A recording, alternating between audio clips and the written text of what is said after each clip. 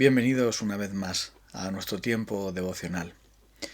En Juan capítulo 11 tenemos la historia tremenda de la resurrección de Lázaro. Y es una historia que, entre otras muchas cosas, nos muestra el gran poder que nuestro Señor Jesucristo tiene como el Hijo de Dios para vencer a ese enemigo terrible que ha venido como consecuencia de nuestro pecado y que nadie sino Él, con su muerte y su resurrección, pudo finalmente destruir. Y así lo va a hacer cuando el Señor de nuevo regrese. En el capítulo 11 de Juan leemos que el amigo de Jesús, Lázaro, estaba enfermo para morir. Él era muy amigo de Lázaro y también de sus hermanas Marta y María. Le llamaron, le comunicaron que él estaba enfermo, pero Jesús, a propósito, se quedó 2 días más allí. Y nos dice el Evangelio que cuando Jesús oyó esto, dijo: esta enfermedad no terminará en muerte, sino que es para la gloria de Dios, para que el Hijo de Dios sea glorificado. Esta iba a ser una señal muy grande acerca de quién es el Señor Jesucristo.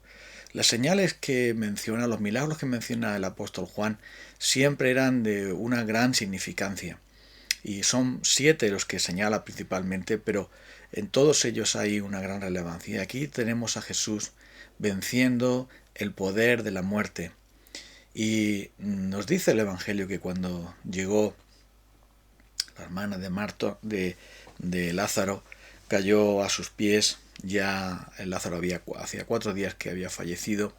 Los discípulos pensaban que Jesús iba a despertar a Lázaro porque estaba dormido, que se iba a recuperar, pero él dice que ya había fallecido y que era para que ellos creyeran al ver este gran milagro. Pero nos dice el versículo 21, Marta le dijo a Jesús: si hubieras estado aquí, mi hermano no hubiera muerto. Pero yo sé que aún ahora Dios te dará todo lo que pidas. Tu hermano resucitará, le dijo Jesús. Yo sé que resucitará en la resurrección en el día final, respondió Marta. Ella estaba segura de que hay una resurrección porque lo enseñan las Escrituras por todas partes. A pesar de que había un grupo religioso, llamado los saduceos, que negaban la resurrección y que decían que no existía tal cosa. Nuestro Señor no es un Dios de muertos, sino de vivos. Para Él todos viven. Es el Dios de Abraham, de Isaac y de Jacob. Y por lo tanto la muerte no es el fin, ni mucho menos. Es la separación del cuerpo del alma. Pero aquí le viene a decir, cuando dice Jesús que va a resucitar, ella evidentemente está hablando del último día, está hablando de la resurrección general, donde se menciona, por ejemplo, en el libro de Daniel y otros pasajes más del Antiguo Testamento.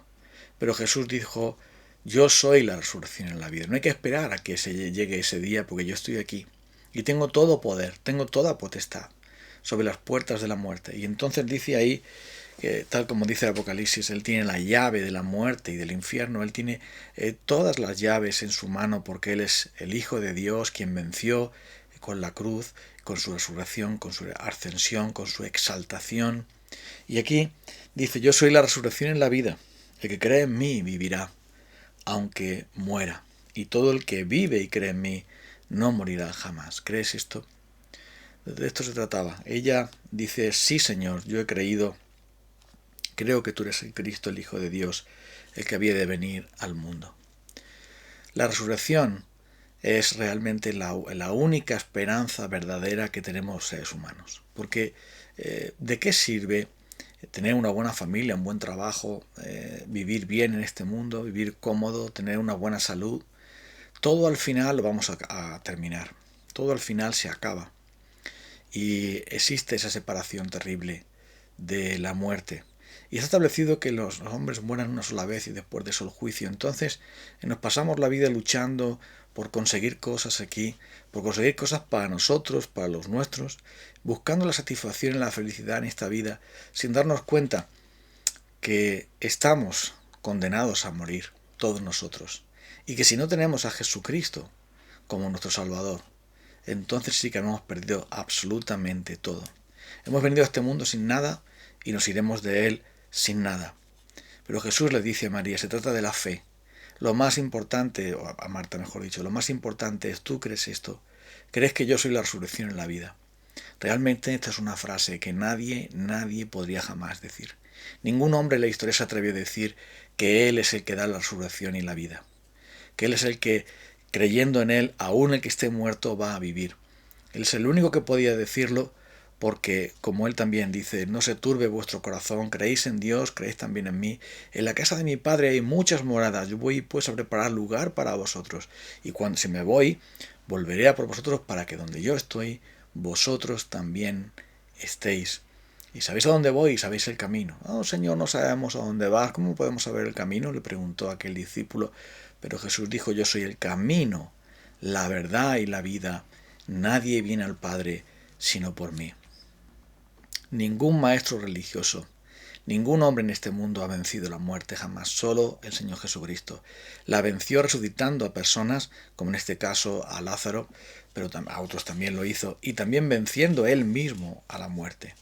Y aquí dice que todo aquel que vive y cree en mí no morirá jamás, porque Jesús dijo, el que cree en mí tiene vida eterna, y no vendrá a condenación, porque ha pasado de muerte a vida.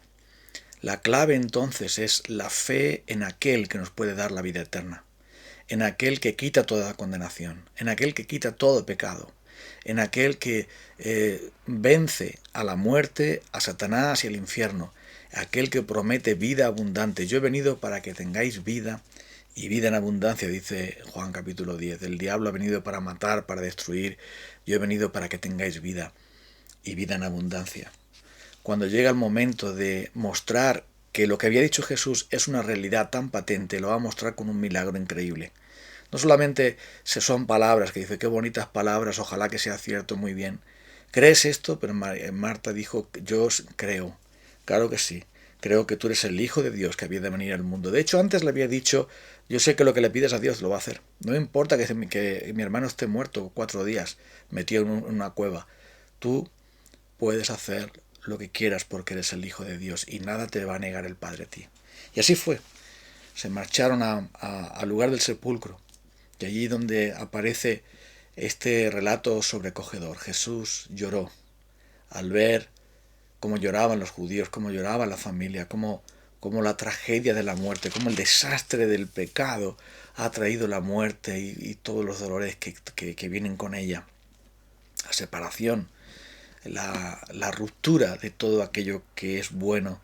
No era la idea de Dios que nosotros muriéramos, todo lo contrario. Eso vino después por las consecuencias del pecado, pero ahí tenemos al Señor llorando porque en verdad es compasivo y misericordioso.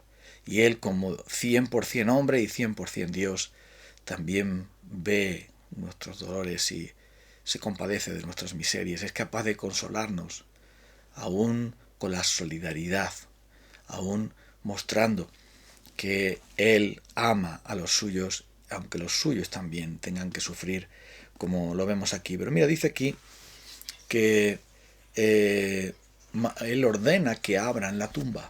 Y ahí donde la fe de Marta se pone otra vez en cuestión.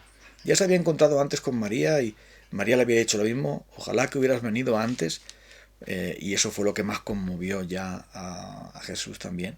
Pero ahora Marta dice, Señor, si abres la tumba va a oler mal porque ya lleva allí 4 días.